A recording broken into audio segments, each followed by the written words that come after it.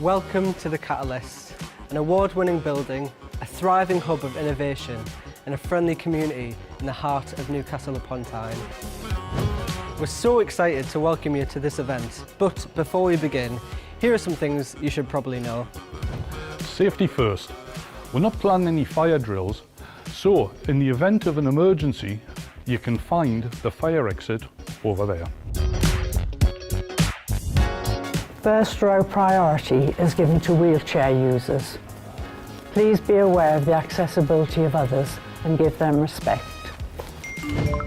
We know it's a big ask, but please put your phones on silent. If you'd like to charge your phones, charging points can be found in between the seats. Please don't talk during the event unless being asked to do so. If this is a talk, conference or lecture, don't worry too much about taking notes. We record sessions when we can, and we will let you know if you can take photographs of the slides. We use state-of-the-art microphones, but sometimes technology lets us down. So if you can't hear us, raise your hand and let us know. If you expect to leave the event early, please be quiet and mindful of others. You can even use the late arrival door behind me. If the event is being recorded, watch out for the camera as you make your exit. If you need the toilets, they're next to the reception, and if you need a drink, the water's just here. If you do happen to come in, enjoy your beverage, but please take your cups, take your rubbish, take your mugs back to the counter. We'd love to hear your feedback on The Catalyst, so please come along and speak to our friendly reception team. Now sit back, relax and enjoy the event. Great. Good evening, everyone. First off, a huge thank you for joining us tonight. As a serial event organizer, the biggest threat to any event is sun and good weather.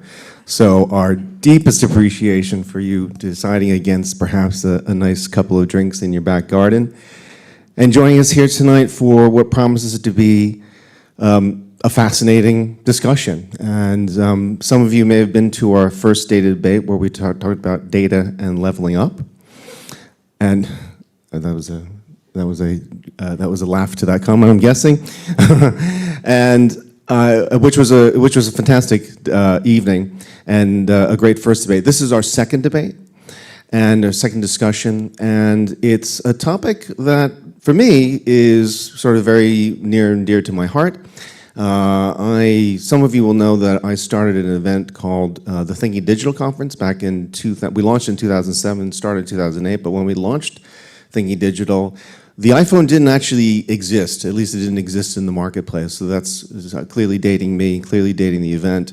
And we got to experience that sort of magical period of the iPhone and the iPad and the birth of all these, I guess what's now described as Internet 2.0 websites that the world seemed, I don't know, it was a very optimistic time where there seemed to be all this innovation and all this positive change. And of course, since then, things have changed, and our once boundless optimism and I feel euphoria about the possibilities of technology have clearly been tempered.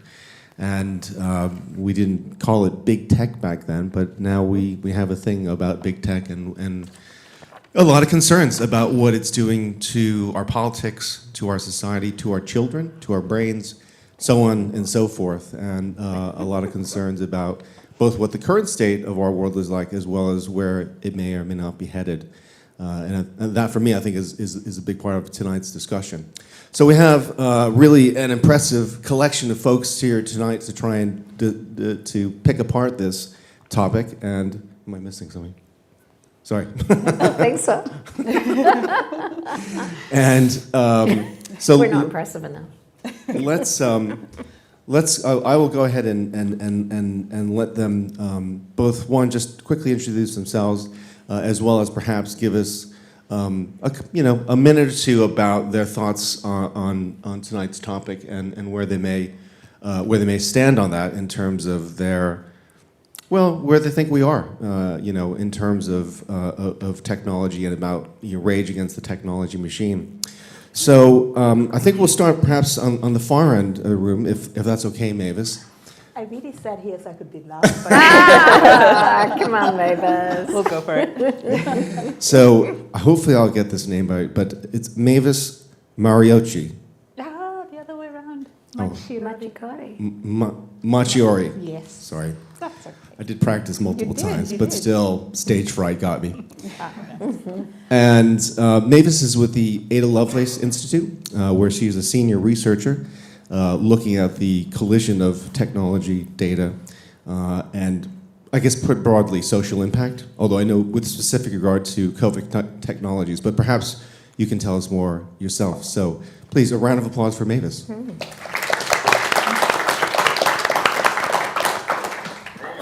Thanks, Herb. So yeah, I'm Mavis Macchiori, and depending on which technology you use, it might capitalize the H in my surname, which makes me sound like I'm Scottish, or it makes it look like I'm Scottish on paper, but I'm actually not. I'm from Zimbabwe. So I work at an organization called the Ada Lovelace Institute. It's a deliberative body that looks at technologies and ways in which we can make sure that technology works for people in society. And I guess for me, there's a question of who do we mean by society, right? And what do we mean by working for people? So I have a background in health. I'm a midwife by training. And so I bring kind of that insight of, well, what is the data and what are the limits that data has in terms of what it can say about technology, and from there, what technology can kind of, what impacts it can have on people. I currently work as a senior researcher looking at health and COVID technology. So in this, we're really thinking about what came from the pandemic and how it's going to continue to be used beyond the pandemic in potentially new ways as well, and the impacts on, I guess, regulation, but more for me on inequalities and people who've always been marginalized and who unfortunately also get marginalized further by all of the technologies that are produced. I'll stop there for now. I'm not going to let you go though till you give us a little preview on where are you feeling, where are you standing about the state of technology today, which is a huge question, but it is a panel discussion. I have a love-hate relationship with technology. On the one hand, I can see where it's useful. Like for instance, with technology, it's given us access to bigger sets of data. We can link data, we can generate insights, we can use genomic data, we do big sequences, but there are gaps within that. And I think a lot of them come from, well, who's actually asking the questions? Because that limits the extent to which technology can be really beneficial. If you're only, and I apologize for generalizing, but if you're a white male working on data, the kinds of experiences that you see in the data are not going to be the same as the kinds of health experiences that I have. And so if you don't know that potentially, women are excluded in a lot of the data sets, you might not be thinking actually the technology that I'm designing needs to work for short women, tall women, and all kind of spectrums in between. You might just think, well, if it works for the average white man, then it's fine. So I have a love-hate relationship because I see the benefits, but I think there are also still a lot of gaps that we need to kind of work through to get the benefits for everyone. Great, thank you. Next up, professor, or retired professor, Sugata Mitra, professor emeritus at NIIT in India, as well as a retired professor, of course, here from Newcastle University, where you were a professor of educational technology, the 2013 winner of the first $1 million TED Prize. And Sugata, I realize I've pretty much just everything, but perhaps if you could give us a little intro about your background, and perhaps more importantly, I'd be fascinated to think about, to hear your thoughts about where we are in the world of technology. Well, firstly, about myself, I'm a retired professor, basically. Not much to be said other than that. So, I have always worked with children and the internet. Okay, at least for the last 30 years or so.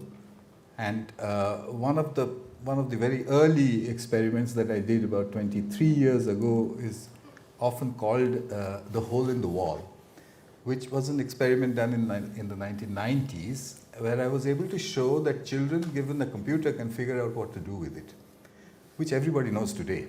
But at that time, nobody did. So it caused a huge amount of noise around the world saying, so they don't need to be taught. And I said, no, it looks like they don't need to be taught. Okay. that went on and on and on. And many years later, I landed up here in Newcastle at the university, and I was working with the schools in Gateshead. And lo and behold, in a few years, I was able to show they don't have to be taught. I said, they don't have to be taught what? And I said, well, the experiments seem to show they don't have to be taught anything. Okay, so they said, it's all rubbish, it's all complete rubbish, this internet thing is, etc. Anyway, so that's where I'm coming from, and about what I think I would like to state for this particular meeting is a surprise that I got very recently. I used to say to people that children who are over the age of 8 don't need to be taught. They can figure out things by themselves if you give them a device, particularly if they're working in groups. Okay, it's a long story, I won't go into that. That age 8 was not right. Because, I used to think, how could they figure out anything if they don't know how to read? So literacy, basic literacy is the beginning. A couple of months ago in New Mexico, in America, a teacher told me, I'm trying a method, it's called self-organized learning environments, SOLEs. I'm trying a method and it works for 2-year-olds. And I said, 2-year-olds? But what do you mean it works for 2-year-olds? How do they figure out anything? And she said, they talk to the phone.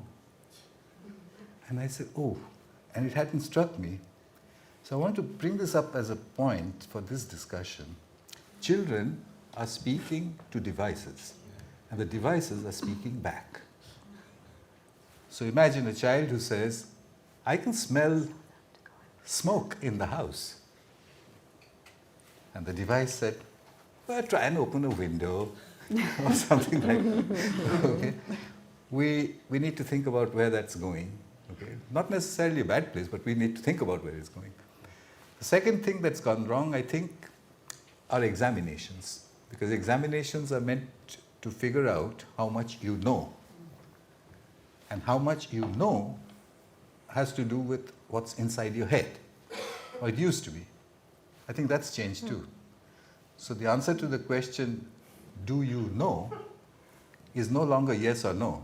The answer to the question, do you know, is give me a second.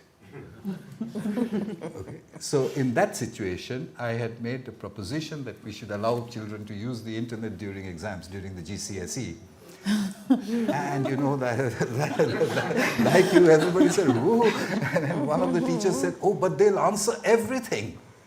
And I said, well, don't we want them to? So anyway, but somebody did take action, and I'll end over there. The government of Israel last month announced in Jerusalem at the OECD conference, where they very kindly invited me, that they are going to allow the use of smartphones during all their exams. Okay? So I put it all together. Children talking to phones, exams being outdated, allow the internet during exams.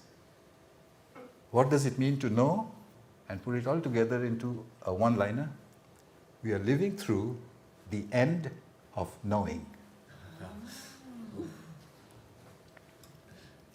That's it. I just want to let that sink in. So, in short, I think, I guess a technology optimistic perspective, Sugata. Would that be fair to say? That you're a technology optimist. Yeah, sorry. I didn't want to say this, but I don't think we need to talk about technology. Mm-hmm. We needed to talk about technology around the time when the steam engine was being invented down the road over there. It was all wheels and steam, and welcome to the machine. You remember those songs and all of that? So this thing about Rage Against the Machine, what machine are we talking about? We are talking about a network of 4 billion people. We don't understand anything about networks. Okay? My basic background is in physics. We still haven't solved what's called a 3-body problem, leave alone 4 billion people interacting together. So it's not technology. It's something alien about networks. I'm not convinced. That we haven't figured out yet. Right, importantly. Next up is Dr. Dawn Branley-Bell, a chartered psychologist and based at Northumbria University. Yeah. And if I remember correctly, you're the chair-elect for the British Psychological Society in cyber psychology. Yeah. So perhaps if we could start with, what is cyber psychology? And perhaps a bit more about yourself and your views on tonight's discussion. Yeah, absolutely. So I get that a lot. What is cyber psychology? And it's basically the intersection between humans and technology. So how we interact with technology and the impacts that has, whether that's in a psychological sense or sometimes even in a physical sense if we're talking about risk transferring to the offline environment. So it's anything that can impact us psychologically that comes through technology and primarily the internet. So obviously I'm a psychologist by background, focus on health psychology before moving into cyber psychology. So I'm based in the Psychology and Communication Technology Lab at Northumbria. I'm also a research fellow for the Centre for Digital Citizens, which some of you here today may have heard of. So that's a collaboration between Northumbria and Newcastle University, and it looks around how technology raises challenges for digital citizens and how we can make sure that technology is a force for good. So I guess you can guess where I'm going here. Yes, I am a technology optimist. My research tends to be in the field of online communication around health behaviours or risk behaviours. So for example, people talk about eating disorders online or self-harm online. And what I'm particularly interested in is raising awareness of the more balanced picture and not just what you read in the media. So the media portrays the extreme scenarios. Obviously, if people hear that their child is reading around self-harm or eating disorders online, our instant reaction is shock and to protect our children from that. But actually, there's a lot of online support out there as well. And a lot of those positives get missed in the public narrative around online. So yes, I am an optimist with a caveat that of course we still have to address the risks as well. Thank you. Professor Lillian Edwards, thank you first of all for coming down by hazarding the trains to make it here today. You're a professor of law, innovation and society, if I'm correctly, if I'm correct rather, at Newcastle University. And are you a lawyer or solicitor by background? Is that your? No, I'm not a practitioner. You're not a practitioner? Okay. I'm still learning. I haven't practiced enough. Okay. Yes, so yeah, I'm what I usually call myself is a professor of internet law. Actually, I got kind of saddled with that title. So that's what I've been doing. I've been a jack of all trades of regulation of the internet and now broadly technology, even wider than the internet, for the last 30 years, God help me. And so a couple of quick reactions, actually. I wrote a few things down, but yeah, children can learn everything from the internet now without intervention, but what will become of them, right? So what immediately came to mind was Taybot, which I think some people here will know about. Well, you know, when they created a bot that learned how to speak on Twitter from, you know, machine learning, from data mining, all the conversations around it, and it immediately, I think it was Microsoft, wasn't it? It immediately began reproducing racist and sexist and homophobic speech, right? Because that's what's out there, yeah? So that does not strike me as a good program of structured learning, just to be, you know, provocative back. The second thing I'd say is we also have evidence of that during COVID, which I think Mavis will be able to speak more about. And again, I was reviewing some paper, which I didn't bring with me, that there was actually more disinformation about COVID-19 and vaccines absorbed from social media during the pandemic than actual trustworthy information, right? And we've seen the results in terms of populism and Trump. So it's not that I would say I was a techno-pessimist, as that I think technology is a tool.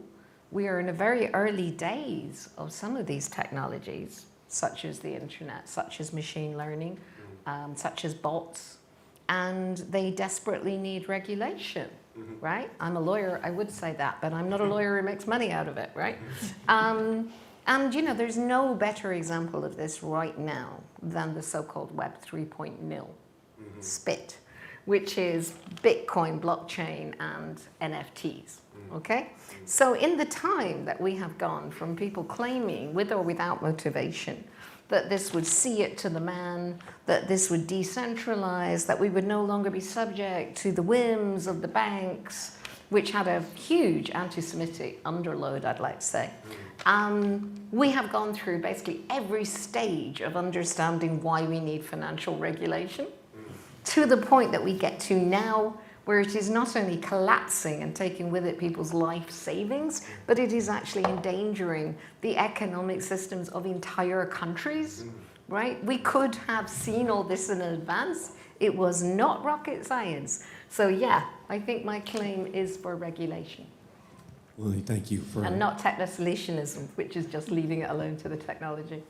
Interesting. Okay, we'll come back to that undoubtedly. We have two others joining us online via the magic of video conferencing, and I guess Bill will be going first. Bill Thompson of the BBC, where he's now a senior research scientist, but held many hats, including being a broadcaster, a journalist, a long time working in R&D. He's been one of the pivotal figures to make the new tech hub in Newcastle a reality, so we thank him for his work there. Bill, do you want to tell us a little bit about your extended experience in covering and being involved in technology, as well as where you may remember, you probably don't remember, but I once jokingly put out a tweet about how the singularity was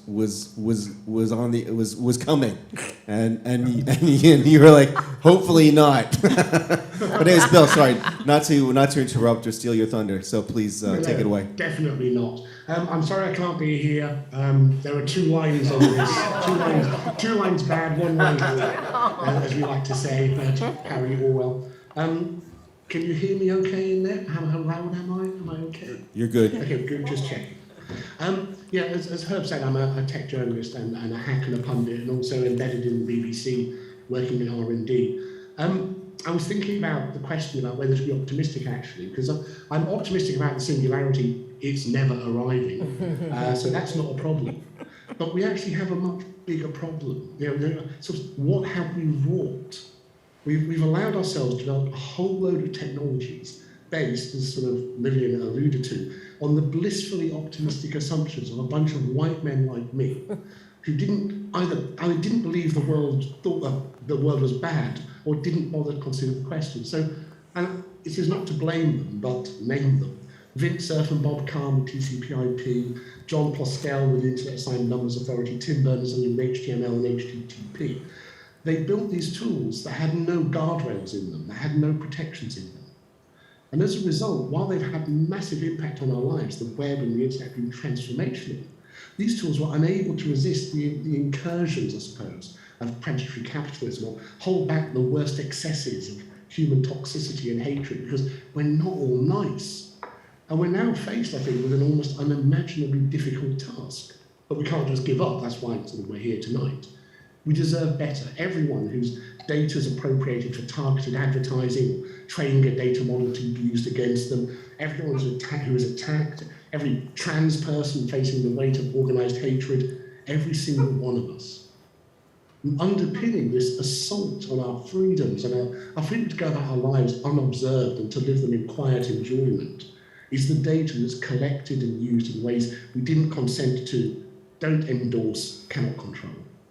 It's a bleak picture, but there are a few good signs. Just this week, Microsoft withdrew the automated tools that predict a person's age, gender, and emotional state. Spoiler, no they don't, from the Azure Face API. They took away this awful technology. In the BBC, I'm working with many other organisations to define a model of a public service internet that supports a digital public sphere where civic society can come to thrive. There's much more awareness of the environmental impact of all of these tools, not just the blockchain, which Lily and I share a view about, but everything else, from green routing protocols to regenerative energy sources to repairable hardware. And we see a growing pushback against living in a world where we're denied agency in the uses of these transformational technologies. Recording stopped. So you stopped recording me, was I that bad? So obviously now come to the positive bit, you won't have captured this. This is awful. Because when I asked if I'm optimistic about it, I'm reminded of a quote from the philosopher Daniel Dennett, who was asked if he believed in free will, and he said, "Of course I do, I have no choice." So I remain optimistic and will fight for what we can do. I think we can try. Bill, thank you so much for that excellent contribution. Is Adrian with us still? I'm here. Yes. Can you hear? We can hear you. Visually, you seem to be challenged at the moment. Well, actually, it looks like a frozen bill, which is not something anyone wants to see. So, Adrian, we can't see you, but we can't see you, but we can hear you. Okay. So I will just very quickly say, so if you could imagine, if you can see the small photo, if you could imagine Adrian Weller. Adrian Weller is a white man in his early 50s with short hair, with a blue sort of polo shirt type thing, a blurred background within which you can see a fan rotating slowly, demonstrating that everything is just quite warm. Thank you for that journalistic description. I don't know if it's even worth me saying anything now. Well, I beg to differ. Adrian, he's a program director for AI at the Alan Turing Institute, one of the sponsors of tonight's event, the National Institute for Data Science and AI, and leading work on research on safe and ethical. Oh, is Adrian still there? I'm here. Okay, great. Sorry, no. We saw a number of worrying signs like your internet connection is unstable. Obviously, the overlords of the internet do not want this discussion to happen tonight. No. So, Adrian, sorry. If you wouldn't mind, perhaps just doing a quick intro, and perhaps share your thoughts about. Hopefully, you're optimistic about the future of AI. If not, then perhaps we should all find a way to Mars or something. So, please, Adrian, please, if you would go ahead. Thank you so much. It's great to be with you virtually, even if you can't see me. Maybe it's better that you can't see me. I was going to note, in fact, many people don't know, I was born in Newcastle, and I'm a Geordie, although, alas, I only lived there till I was 5, so thank you for the invitation. I am optimistic. I'm excited. I think there are lots of great opportunities to use technology to help all of us. But in order to make that happen, I think very strongly that we need to try to enable and ensure safe and ethical or really trustworthy design, development, and deployment of these systems, so that, as Bill said, we have the right guardrails to make sure that people are helped and not hurt. And in order to do that, I suggest there are perhaps 3 key themes that we need to work on. Can you still hear me? Yep. Good. Okay. Theme number 1 is I think we need to really engage broadly with users, practitioners, stakeholders, even the public, to really listen carefully to what people think, to listen to people's concerns, their fears, and try to figure out together what we as a society think we need to try to build into these technologies. And I should highlight that the public is very interested in this. There's always room for better information, as Dawn mentioned. There was a lot of fuss recently about models which might be sentient, which has sort of been touched on already a little bit, and it's kind of the next generation of Taybot, which Lillian has mentioned. There are lots of concerns and a lot of quite sensible worries that people have, and we need to do a better job of engaging with people to talk about that and to listen very carefully, so we can figure out what requirements we really need to try to address people's concerns adequately. So that's number 1. Number 2, I think when we roughly speaking, when we know what we need to try to build those technical foundations in order to ensure the technology can follow that in the best way possible. And that's where I spend most of my time, trying to build in those technical foundations. But we really do need to listen carefully to know what it is that we need to build. And then I suggest the third point, this connects with something Bill said, is I think we need to engage with industry, with regulators, and with policymakers to ensure that we as a society are able to monitor and enforce whatever it is that we need. So it also connects with Lillian's rules about really governing properly. We want to make sure we have a level playing field for everyone to follow good rules, so we can have robust governance that's technically sound and legally feasible. So to do all of that, a lot of us need to come and work together. Please one point I hope can come away from this is we want lots of people to get involved. As Mavis said, we want a broad, diverse range of voices, so please do all come and join us. Thank you. Adrian, thank you. But please hold on for a second. I'm going to come back to you in a moment. So at this point, we've had a chance. I think everyone's now been introduced. For those in the audience who may have questions, please go ahead and start queuing them up in your minds, and we'll go ahead and start asking them shortly. In the meantime, I'm going to just go ahead and start the discussion with a few questions, a few follow-up questions for the group, really. But Adrian, specifically for yourself, so let's assume that we follow the 3 steps that you've outlined and that roadmap in terms of consultation. I guess and let's assume we're successful in doing so, what does a safe and ethical AI future promise us that, I realize you can get into some deep science fiction with regard to this, or at least long-term forecasting that is on the borderline of science fiction. But I guess, how do you think, a more positive future where AI is developed in a safe and ethical way, what might it impact, how might it manifest itself initially, or in a way that we think, wow, this AI stuff is really benefiting us all?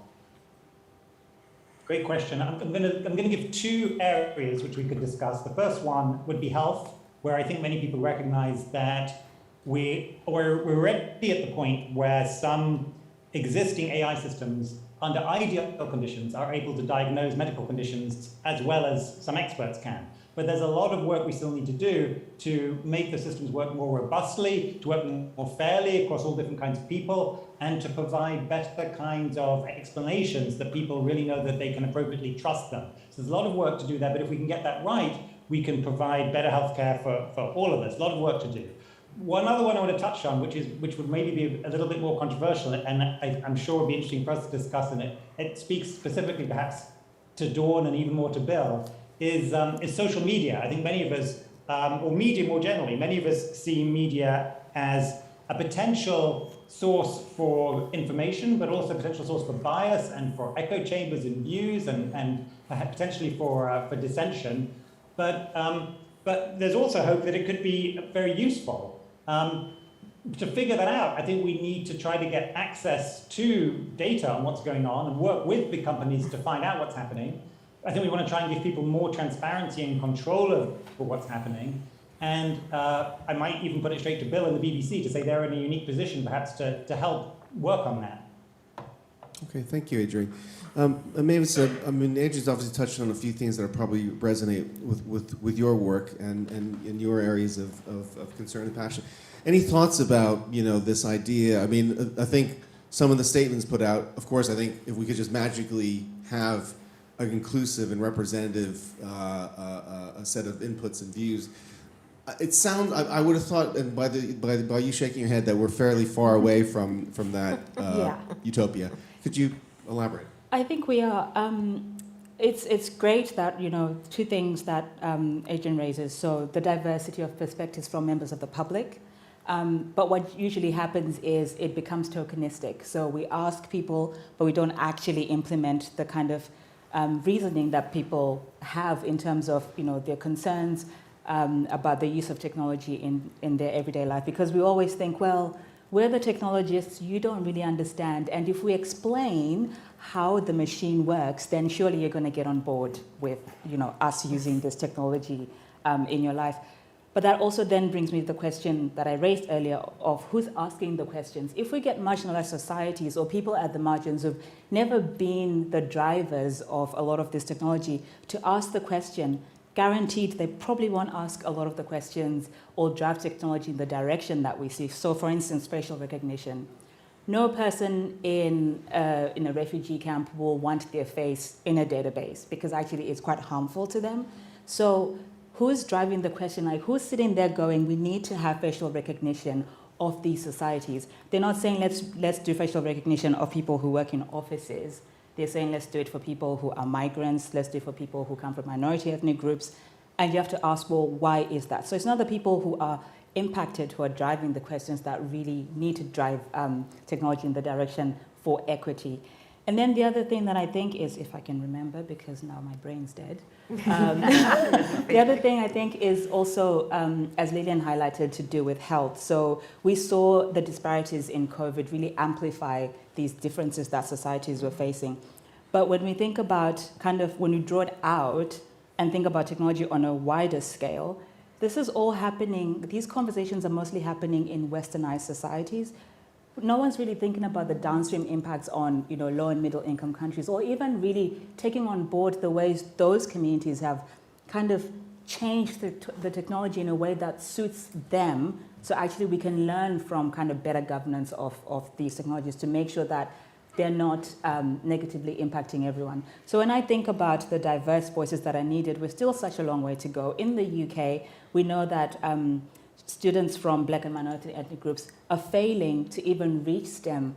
So by the time they get to second year in university, they start to fall off, even if they come in with the same grades as everyone else. So something's happening already in that space. So by the time people get to university, they're not even accessing the kind of education that they need to be able to ask these questions about what tech can do differently. So there's a whole lot of kind of institutional and structural change that needs to happen before we can then start to say these diverse voices are really making an impact in technology.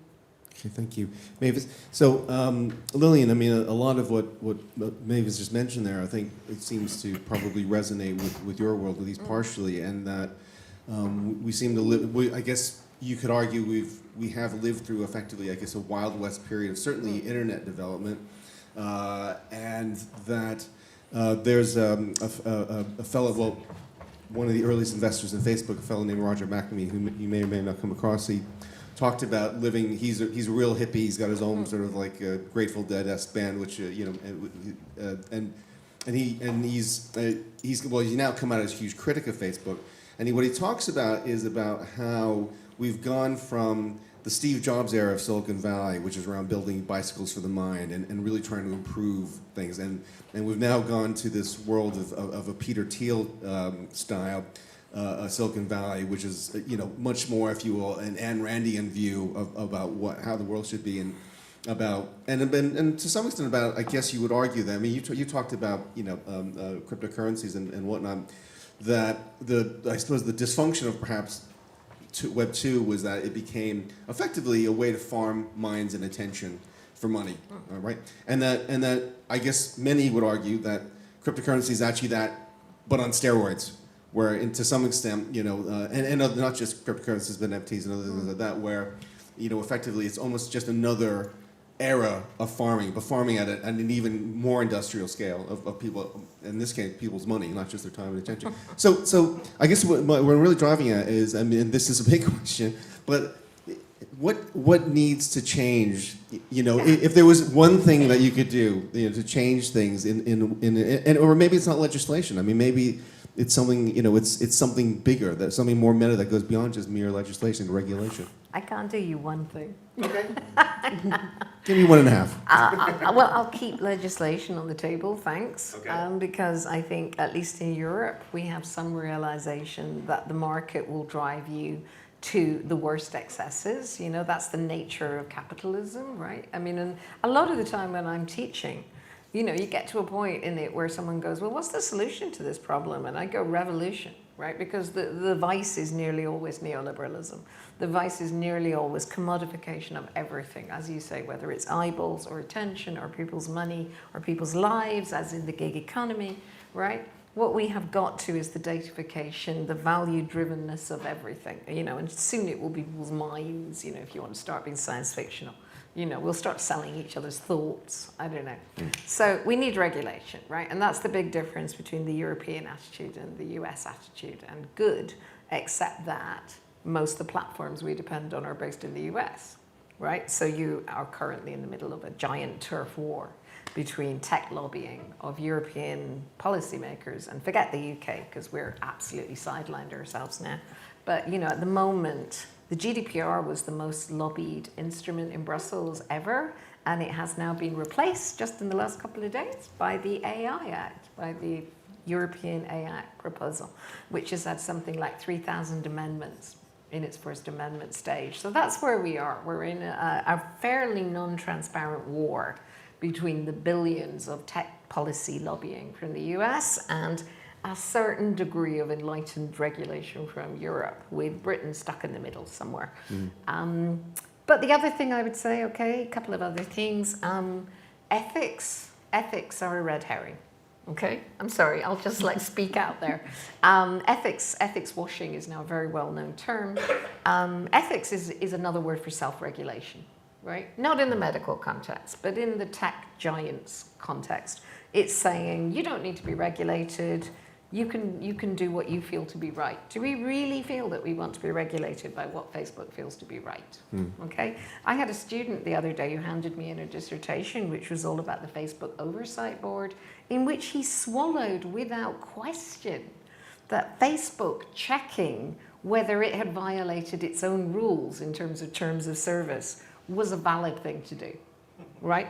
As opposed to obeying law, international human rights law, even moral law, right? So ethics is pointless, okay, as a way of regulating the tech infrastructure, because it's driven by value, neoliberalism. That's probably enough. Okay, thank you. I could go on like that for some time.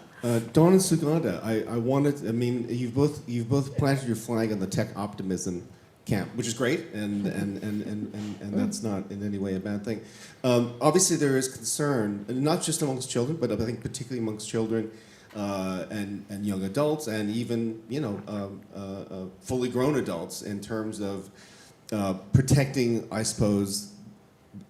I guess, their development and their minds. And I guess I'd be curious as to whether or not that's something that you feel is A, a concern, and B, is there something that we should be doing to try and, effectively make sure they're not being fed?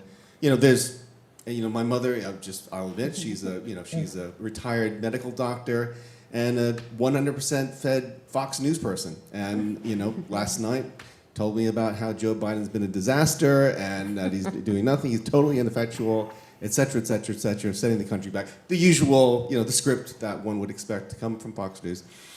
So even for her at 85, and very, that she's malleable, right? And so I guess some thoughts as to whether you do have concerns about that, or if that's just a challenge that people are going to have to deal with and figure out what is the truth from whatever it is they're being fed. Yeah. It's a small question, I know. I'm happy to go over that. So I believe everyone's right to be concerned. There are some risks out there. What I am concerned about is that often results in censorship. So if there is a topic that is in the media and is particularly worrying to parents, again, I'll pick the eating disorder topic. If that comes up in the media, the option that most people would then go for is, we'll censor it. Stop any mention of eating disorders online, stop any mention of suicide online or self-harm online. And what I just want to portray is that could be more damaging to the majority of users to protect the minority. And I'm not saying we don't need to protect the minority, not at all, but the majority of content online around these kind of behaviours is often seeking support, so seeking social support from others, seeking information around recovery, finding out helpline information, for example, or it's talking about health conditions that are generally stigmatised. So a lot of people may feel like they don't have anyone that understands in the offline environment, so they're trying to find someone to talk to. And we all know how powerful talking to others can be. If we take away that lifeline from populations that already feel isolated and stigmatised, that could actually be more damaging. So I just want to avoid that rapid response of, right, we'll go for full censorship. But that's not to say that content online doesn't have to be regulated in some sense. Nuanced. It's a nuanced issue, yes, for sure. So you got any thoughts on the thread? Yeah, well, We might have thoughts. The people behind you on the big screen. Oh, don't Bill, I haven't forgotten you. I haven't forgotten you, Bill. Don't worry. You're next. Peter says tap on the screen. Do you want to? No. Carry on. No, I was only going to say that my concern is actually not so much about regulation or protecting people. For example, if you have a power outlet at home, then obviously you tell children not to put their fingers in it. But you wouldn't say, therefore, there shouldn't be a power outlet. Okay, we all know that. So, so my concern is not so much with the regulation part, but my concern is that have we not seen in recent times that if billions of people are left to voice their own opinions, then the collective value system of humanity seems to be completely depraved. Shouldn't we ask ourselves why that is so? Of course, we should regulate to stop them, and then there'll be, who will regulate? Will you regulate? Will I regulate? And why is that purple guy regulating? You must understand that, okay, so there has to be a regulator. It can't be Facebook regulating itself. It's got to be, the European something which will regulate them. Fine. Why do we need that regulation? Are we evil to start with? No. Bill, I feel like you have some thoughts on what we're discussing. I get this sense. I'm not sure why. So we can see you now, which is even better. Your point that the network seems to bring out the worst in us might be true, but which of us has not sat in a car and sworn at another driver, knowing we wouldn't be heard? Because there are contexts within which all of us are nasty to other people, in relationships, in families, whatever. Normally those things are not visible to the people involved. They're private. And what we managed to do is bring down those barriers to privacy and build networks with billions or hundreds of millions of users, which cannot bear the pressure that is put on them. So I don't think that we are depraved or we are evil.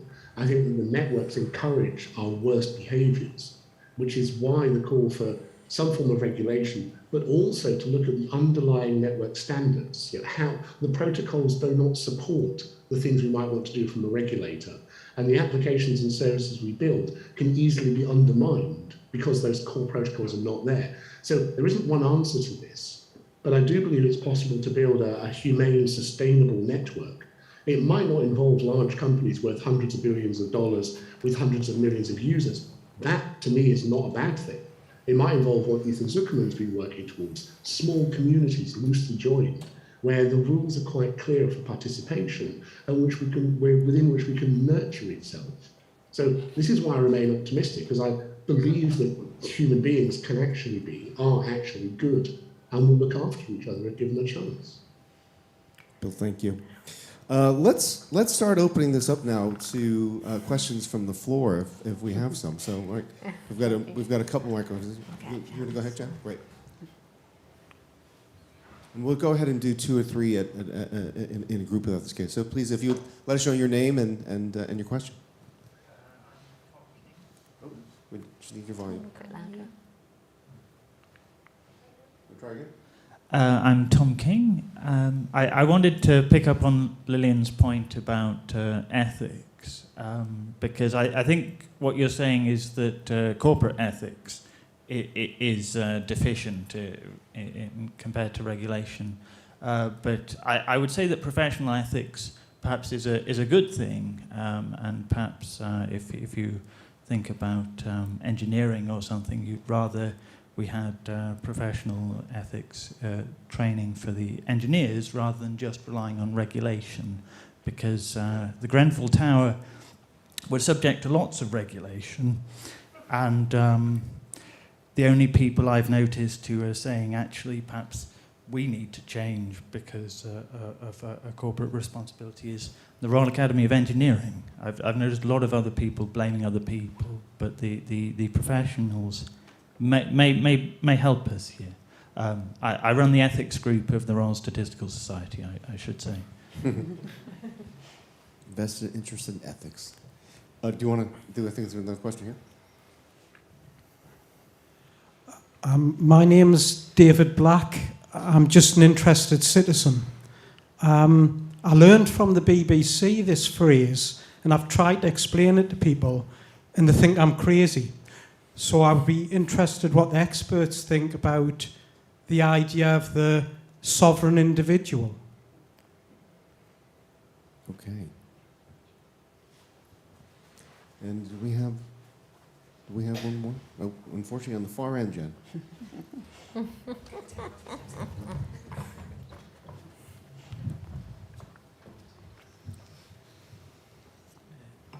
Hello, thanks very much. I feel like too many of you are optimists, so I want to do a bit of pessimism. I'm going to channel John Connor. Hold on a second. Bill, can you guys not hear him? Can you hear him? Oh, I can hear him. You can? Okay, fantastic. So I just want to make sure. Yeah. Channeling John Connor from Terminator 2 Judgment Day. And the fact that the Google, or some Google employees are claiming machines are now sentient, and the ability of organisations like DeepMind to produce Go chess programs which are unparalleled among human players, do you think that the longer term outlook is we're going to be taken over by the machine? Should we even be worrying about these things because it's all over already?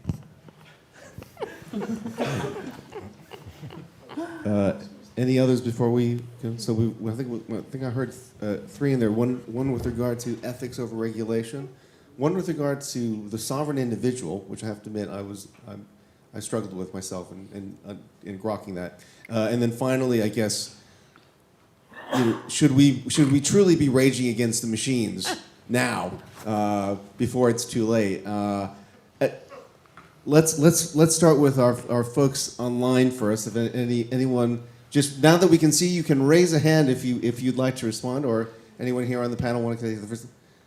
So. All right. Okay. Well, Adrian, why don't we start with you?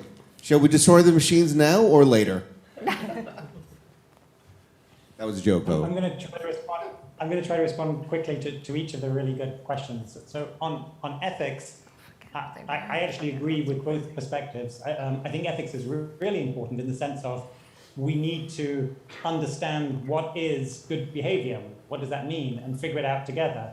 But then we need to find good ways to enforce it so that everyone has to follow those rules, because otherwise it can be a race to the bottom. Those players who don't follow those guidelines can do better in the market, and that will lead to trouble because we want everyone to have to follow what is needed in order to be good for society. So I'd agree with what Bill said. I think he put it well. And I think ethics is important, but then we need to turn it into good rules.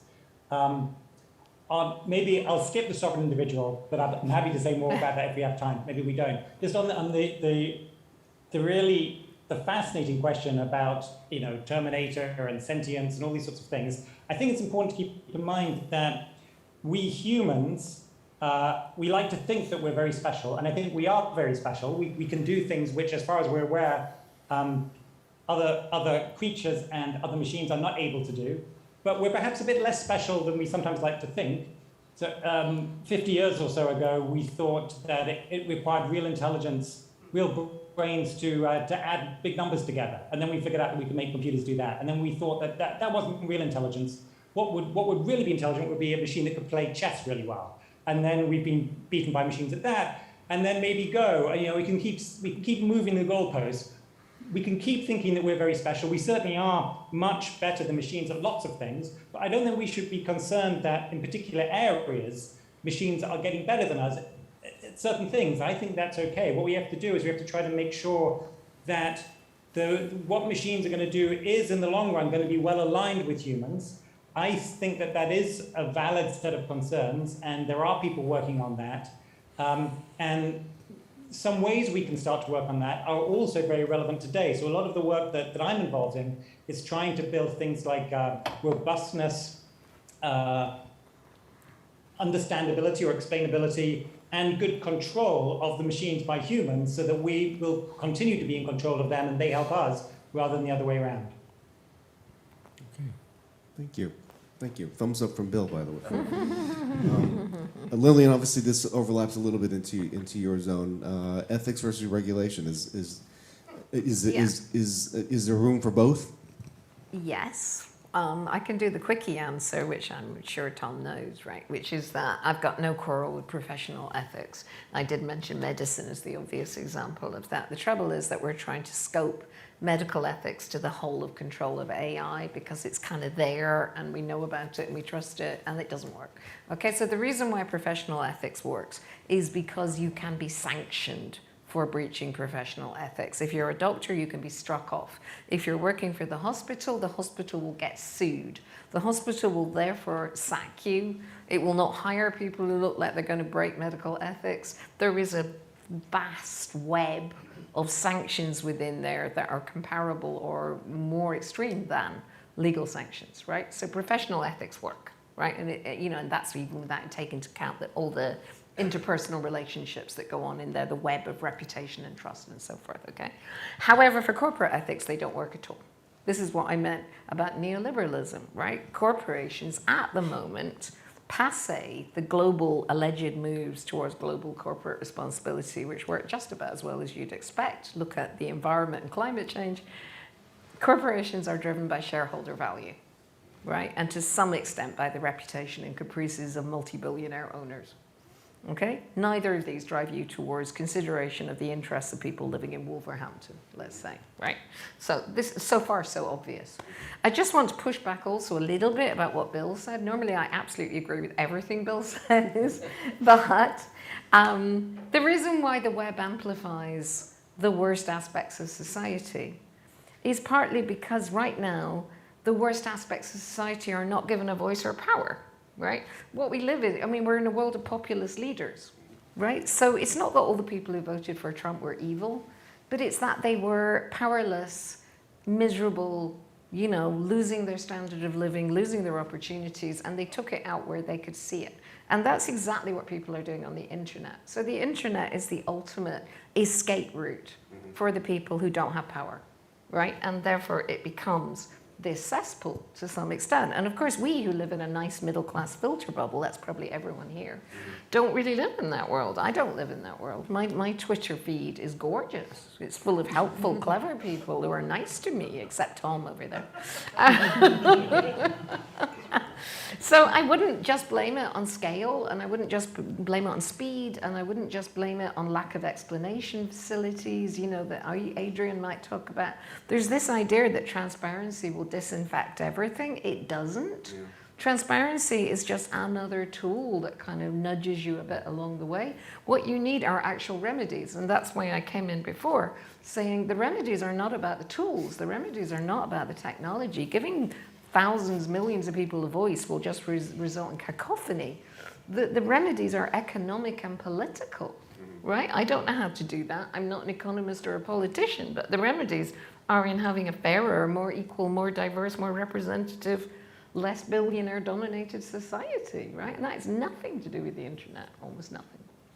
Well, except this is really a question for the rest of the panel, is that it does seem that these populists and others are able to have successfully deployed technology to separate people and create division that ultimately has given them power. And so it's while I say it's not only technology, and I completely agree with the bigger points you brought up with regard to economic and other issues.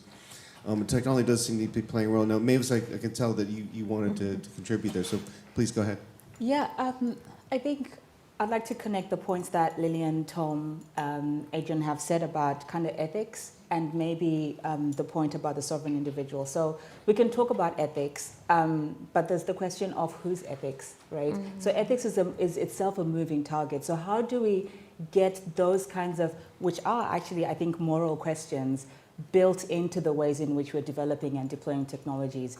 And in doing that, there's a lot we can learn from medicine for corporate ethics and for professional ethics. And I think when we look at the history of medicine and look at the harms, and actually people intentionally saying we are going to strive to do better for people, means that there is an ethics where people who do break that professional ethics or like morality in the ways that they word, there is a consequence. Now, you don't get that for a lot of technologists. Yeah. One of the things that makes that difficult is because technology, AI, machine learning, all of those kinds of technologies are really difficult to police and they move so quickly that is, somebody can write a code in their backyard, and by next week, Google or Amazon or Facebook have taken that over. So where does that responsibility lie? How do we, create the right pathways to trace where you can be ethically accountable for the work that you produce? So it's easy to see in medicine because, you sign your name or whatever.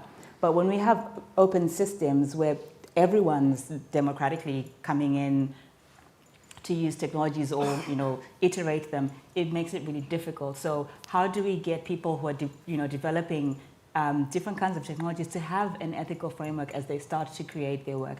Now, one of the things that obviously is great for ethics from medicine is that it's opened the kind of debate up to more equitable systems. But actually, there's a second strand where people are like, well, we can talk about ethics, say bioethics, but suddenly we're realizing that bioethics itself is contentious because it misses out whole sections of society. So bioethics based on a Western idea of what is right or wrong. And there's a lot that we can learn from indigenous populations about governance, which is where the sovereignty, I think, comes in, about can we really be individual? And I think when we look, there's something called like spheres of influence, where actually you place yourself as an individual and then as part of a community, as part of society, as part of a family. And as you move through those different circles, actually your attitudes and the ways you interact with technology changes. And so the ways we think about kind of what we're owed or what we should be able to do really isn't singular itself, right? So we need kind of collective governance on this. And there's great work happening, like I said, in indigenous populations about how to bring technology with the values that they hold dear as communities that still allow you to be an individual agent as part of a community. So something in there makes sense, but I don't remember. I don't remember what the question was. Well, it is. I mean, it is. I mean, to me, it's a frustrating question because it is a big question. It's an important question with regard to inclusion and representation. In a world that seems to be going towards increasing division and increasing domination of the powers that be, whether they be political or economic, it doesn't give me great hope. And I wonder, like, what can be done to actually realize that vision where, more groups are represented with regard to the development of technology and applying, having ethics in technology and AI? I think one question is, do we need to build the technology? Is technology the answer to that question that we think we are asking? And a lot of the times it won't be. So we can create technologies, but, for instance, if we're looking at climate change, we can say we want to, monitor all these carbon emission systems, but actually there's a lot that's already happening in other countries that responds to the climate crisis, even though they're not technologically mediated. So sometimes the question isn't, should we build better technology? The question is, should we build technology to answer this particular question? Sure, that's fair enough, yeah. Could I just jump Sure, in there? Of course, yeah, please. So I agree with that. I think sometimes it is, should we be building the technology, but also around, are we building the right technology? And I think one way to get around that is to involve the users of that technology from the very start. All too often we've built a technology for a population and then gave them that technology and assumed it would work. We need to have those individuals involved from the design stage, through the prototyping, through other reiterations, to make sure it's meeting their needs. So I think, although we've talked about technology dividing people, the pandemic was actually a really great example of it bringing people together. Obviously, during the pandemic, it allowed us to stay in touch with friends and family. It allowed us to stay safe and work from home and to access healthcare services when we couldn't do it face to face. So there is a lot of promise there, but we just have to make sure that the technology that we are creating or using is appropriate for the use that we're looking at. And one thing that comes to mind is around, for example, remote healthcare. It's an area that I work in myself. I think we'll see more remote healthcare in future, having seen the benefit of it during COVID. But we have to make sure that doesn't widen any inequalities. So, for example, we can have the best technology in the world that delivers healthcare to people in their homes, but if those people don't have access to the internet, don't know how to use the internet for that particular technology, or perhaps they do know how to use it and they do have the internet, but they don't have a private, safe space to take that call in their home, that technology won't be appropriate. So it's about understanding the needs of the users from the very start. I'm so glad you said that, because I was like, oh, but it didn't work for everyone because not everyone was connected, but I don't have to now. So that's Can I I mean, I hate to be the voice of doom on this panel, but I usually am, really. I understand the value of participative design. I really do. I've got PhDs working in it. But there are a number of problems there. The problems about technologies are not always apparent to the ultimate users, right? We don't know how technologies are going to be used or abused. I mean, I've been working on this EU AI Act proposal right now, and one of the big problems is that technologies trickle down. You know, so you start with large language models that are being created by a very few large players like Google and Microsoft and some Chinese companies that will then be served by API to some companies who will use it to deliver something like a chatbot or like a welfare service or something. Extremely hard within that kind of AI value supply chain for a user to understand how it's going to be used or in any way to input useful information about how it's going to impact on them and their set of inequalities. Also, it's really individualistic. I know it doesn't have to be, but I mean, this is something Mavis can probably talk about more. So many of our paradigms are based around looking at the rights of the individual as opposed to the interests of the community or the nation, right? I mean, our laws, which I've spoken well of, you know, are very, very bad for that. Data protection is useless for collective interest. And yeah, there was a third point, but I can't remember it, so I'll stop. All right, I think we probably have to draw this to a close soon. Are there any final questions? Oh, we've got a bunch of them. All right. I should have asked that. Do you want to start there, and then we'll microphone. try to take them all. I'm particularly interested in the children and the use of the internet, because we have a 16-month-old granddaughter, and she's very into the phone, and she has been for several months. She sees it she's not interested in a toy, she wants to get her hands on the phone, she sees it as a way of communicating, to access information, and from a very early age. She can't talk, but she babbles into the phone, she sees it as a way forward. At the other end of the scale, I'm an exam invigilator. I go through the routine on a regular basis, like, could you make sure all your mobile phones are switched off and in your bag, make sure they're not on aircraft mode, vibrate, text alert or whatever. And I'm wondering what the interim period will hold in store for her, because there's got to be a better way forward, because she's going to use that internet all her life, and yet it's going to be denied access to it at the exam stage of her career. Straight answer to that. There aren't going to Hello. be more exams. I suppose my observation of this conversation has been that we're still sort of rooted in this idea that information systems are transactional, not relational, and that we're pretending they're relational when they're not. So this thing about how do we talk about families, how do we talk about communities, how to talk about identity, it's played out in front of everything, and whereas I think there's a much more interesting conversation to have about how do we talk about relationships in this context, not just what's been transacted. And that's sort of my feeling, that we have an evolution to make. We see technology over many millennia. There was a time before the plough, right? The plough is just a technology, and it had an influence on human society, so we're still learning, but we still need to sort of get into this relational rather than transactional part.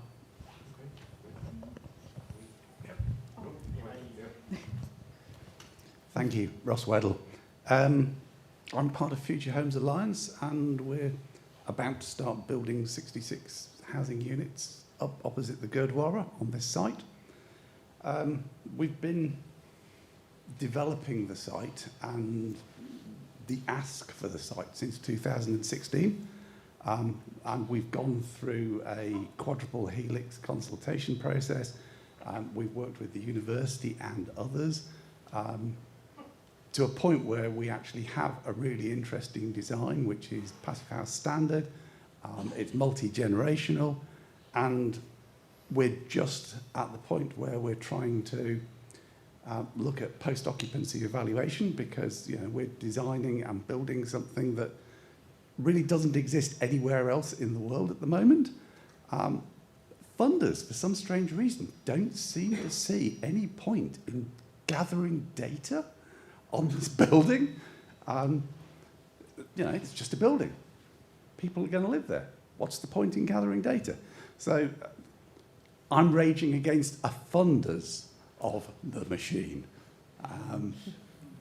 And you've been talking to some extent about how do you move from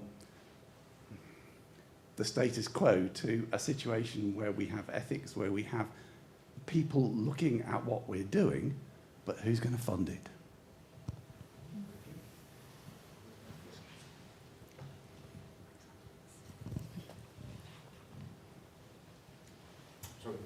Oh, one more. Yeah.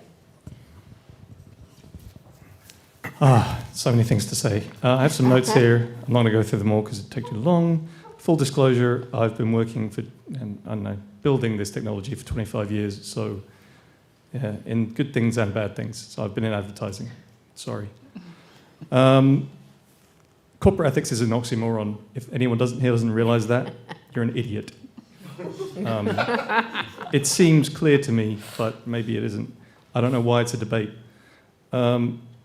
Anonymity is great for free expression, and I think, you know, we can talk about marginalized communities. It allows people who don't have people in their local community to talk to people who are like them. So, but it also lets other people, like anti-vaxxers, who have no one in their local community who are like them, talk to people like them. So, which ones, you know, you get both for free. I would say to Bill, yeah, IP, TCP/IP, and DNS, these are all substrates for moving information around. I'm not sure that we should be blaming the people who built them rather than the people who decide what to pump through the pipes, because it's basically plumbing for the internet, right? But here's my question. I'll try and make it cogent. I think humans are social animals, right? And civil society, in my opinion, maybe, depends on people having consequences for what they say and do. You know, if you live in a small village, people are often very nice because it's hard to get away with being a dick. It's very easy to be a dick on the internet. And I think more thought needs to go into how do we push the social contract of not being an idiot, not being nasty? How do we do that in this distributed space? What do you think?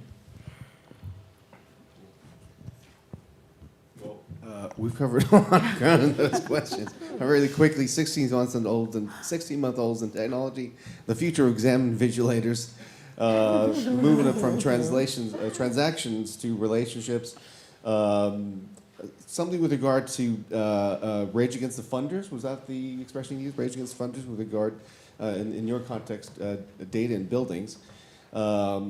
And finally, I guess to some extent, that was a very interesting, I think a very good point with regard to returning, I guess, civility to the internet so that meaningful discussions can happen on scale. And I'm not asking you to comment on all of it, obviously, but perhaps if you want to pick out something amongst them, or just a final thought, because obviously we're going to need to close this now. And Bill, do you want to kick us off here in this final speed round? Yeah, sure. So in answer to the last point, I think my point about looking at the underlying protocols is they don't provide the guardrails or protection against the toxicity. So it's not so much blame and saying these people didn't think about it. And if we want to build a civil society online, we're going to have underlying network protocols that support that all the way down. I'm actually particularly interested in the point about data and funding for information about post-occupancy surveys, partly because my wife is an architect and very interested in such things. And it speaks to the point Lillian made, that things happen because people are willing to pay for them, and at the moment we're dominated by predatory capitalism, and we don't have an environment within which we can find the money for things which are socially valuable. So I think you've identified a really good sort of test point, and I don't have an answer to it. Sorry. Well said. Adrian, any final thoughts? Yeah, I would maybe comment also on that the last point, that I think that the goal of civil, meaningful discussion is a really important one. It's a goal that I think most of us would agree with, and finding mechanisms to do that is not simple, but it is something that many of us would like to achieve. And we should note that it's not necessarily aligned with a goal of a company to make money. It turns out the companies often can make money by getting people a bit wound up. It increases attention. And that's why we need to figure out the right kinds of rules so that we will get the sorts of behaviors we want. But I don't think we should pretend that that's at all easy, and many people have spoken to that. It's tricky to figure out what will work and how to enforce it, and we need to do more work together to achieve that. Thank you. Thank you. Mavis?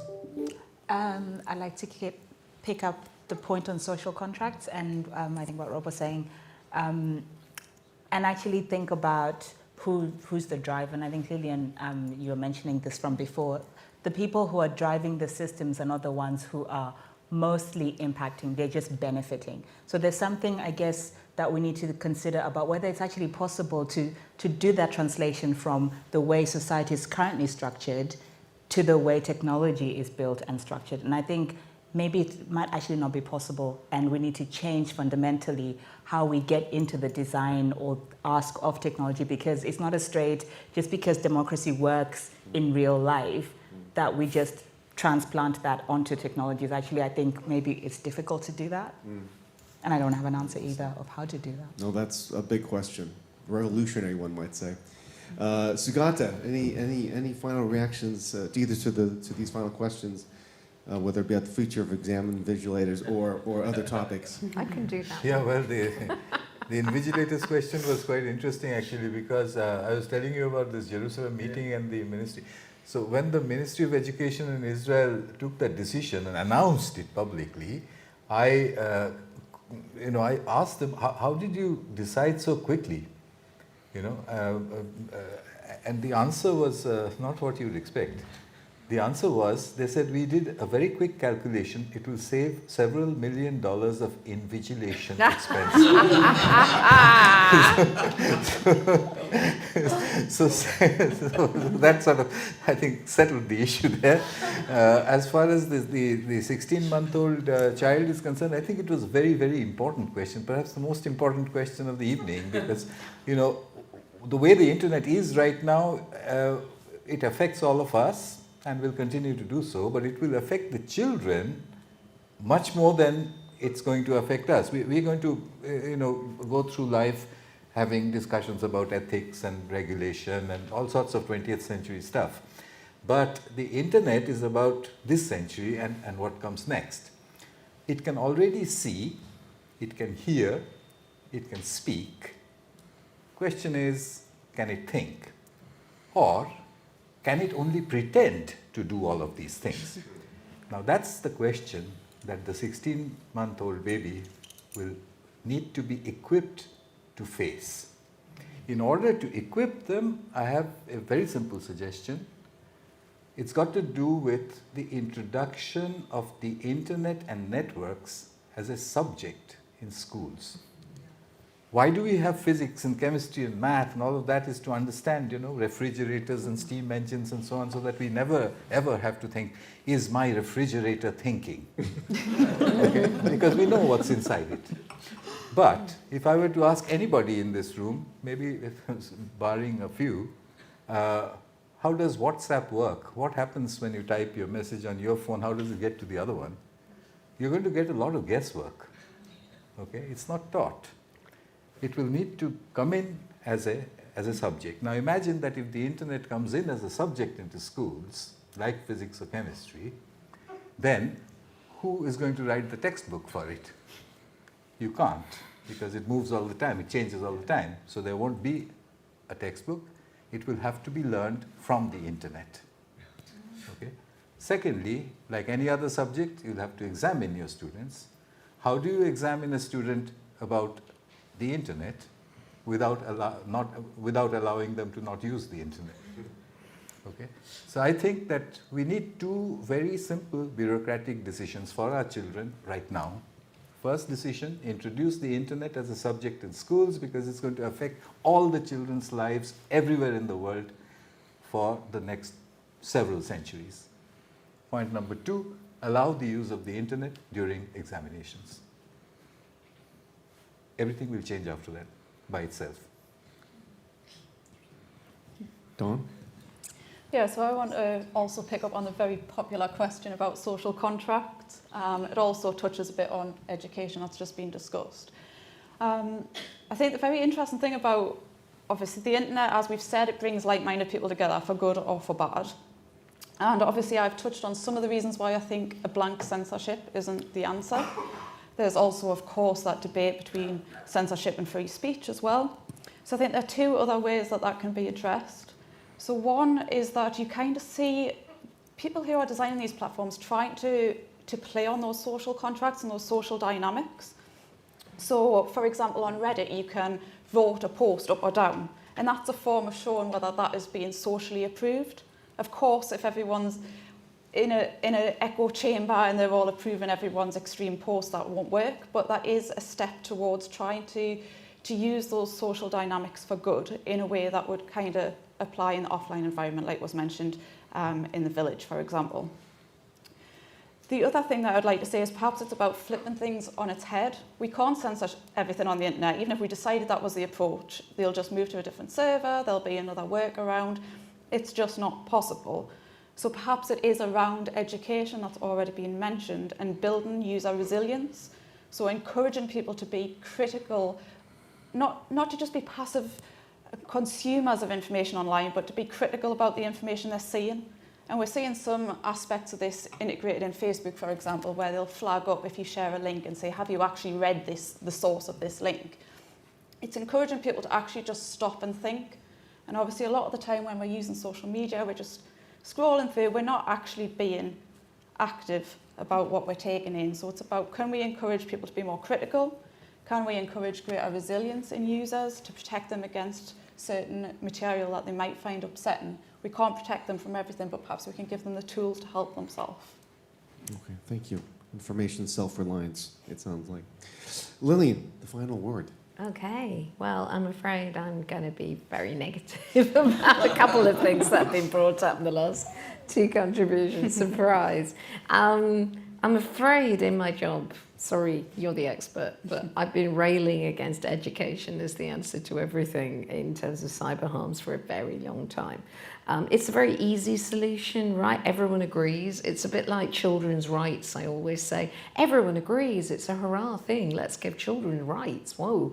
You know, this doesn't consider, like, will anyone listen to those children? Who will enforce those rights? Who will put the money behind enforcing those rights? Do children have any power, etc., right? The same thing happens with education and computer literacy, as everyone can agree, because it's politically neutral. It's a lovely thing. It's like apple pie, right? But you don't go on social media to be a critical thinker. You go on social media to relax, you know, to fill in a few hours, you know. Some people are there for work, okay, but mostly people are just scrolling through. And there's no evidence, as far as I can tell from the stuff I'm up with, though I might be a little bit behind, that these kind of nudges are actually making pretty much any difference to the way people respond to fake news and harms and so forth. They certainly don't make any difference to the way I go through. So I don't know what the answer is to fake news and disinformation online. I go back to my previous statement that the underlying point of all of these kind of power imbalances and hatreds and so forth is inequality in society, and you don't fix that with nudges and fact checkers, yeah? And that's before you even start to look at who funds the fact checkers, right? And the fact that Facebook hires certain fact checkers, and that indeed some of those fact checkers have pulled out of doing it for Facebook because they weren't paid enough, or they couldn't cope with the workload, or they said this is simply impossible, okay? So the political economy underlying this is much less pretty and simplistic than the way it looks on a ledger, okay? And the other thing I wanted to say is, I mean, the answer to the exam question is really easy, which is there won't be any exams soon, okay? I mean, anyone who works in a university knows that there's been 100% shift since COVID towards either take-home exams or essays, which is the same thing, right? So the big problem now is going to be detecting AI-based plagiarism, right? You can get a large language model to write you a very convincing essay now, right? And that's only going to get worse. So I have no idea what the answer to that is. Possibly we're just going to have to assess people by whether they can actually complete tasks, which might be a very good idea. I mean, I'm not an educationalist, but it seems to me, why are we measuring this proxy in the form of exams?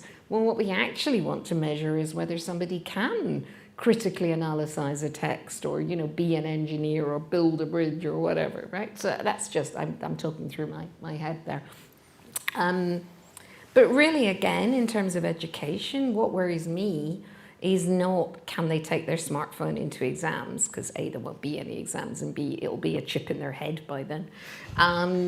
But the fact that what we're entering is a world in which our children in schools and universities are a major source of data, and particularly disadvantaged and failing students. Increasingly, we are collecting more and more data about them under the guise of, you know, helping them not to fail, etc., which will be fed into profiles about them, which will influence their future lives almost inevitably, right?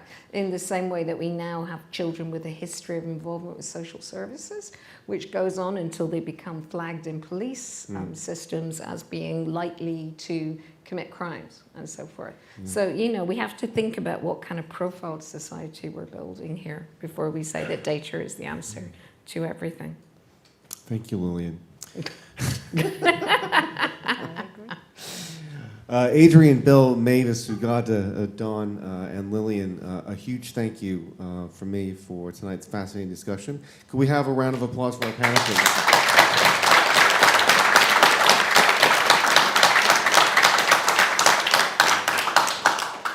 Angela, when is our next debate? So the 28th of September, so we're giving you the summer off to recover from all the stimulation and provocation. And it was just going to be a Wednesday back here, Wednesday, 28th of September. And do you remember what the next topic is, or will we advise them? Sorry? Sorry? Or Rachel, maybe you remember? It's either a healthy trust in data or we've had enough of experts. I'll come back for that one. Anyways, yeah, so we have more drinks and canapes outside and for a bit of post-debate and discussion chat. And thank you for sticking with us to the end on this massive topic, both fascinating and at times frustrating as we try to figure out the future. So thanks, and good night, everyone. Cheers.